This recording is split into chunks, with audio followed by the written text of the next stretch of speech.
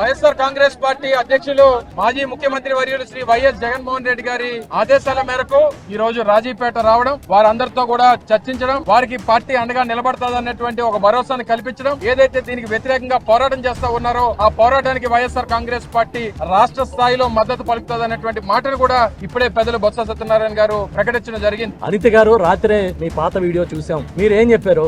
Bulk drug park వస్తే, ఇక్కడ గాన ఇండస్ట్రీస్ వస్తే కిడ్నీలు పోతాయని చెప్పారా? ప్రజలకి క్యాన్సర్లు వస్తాయని చెప్పారా? పిల్లలు పుట్టరని చెప్పారా? పుట్టినా కూడా సక్రమంగా పుట్టరని చెప్పారా? మీరే కదా చెప్పారు.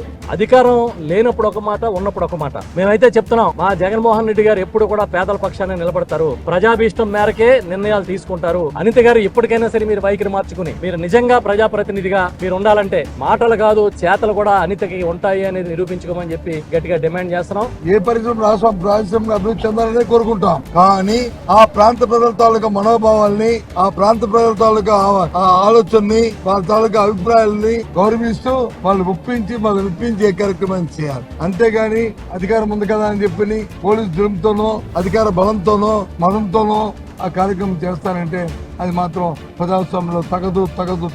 అందుకే వాళ్ళు చేస్తున్న పోరాటానికి నేను సంఘీభావం తెలపాలని ఇక్కడికి వచ్చాం. పూర్తిగా కూడా వాళ్ళ పోరాటానికి మద్దతు ఇస్తున్నాం. వాళ్ళు అడిగారు, వాళ్ళు కోరారు. తప్పకుండా ఈ విషయాన్ని ఆయన చెప్పి అవసరం అనుకుంటే తప్పకుండా ఆయన కూడా వస్తారు.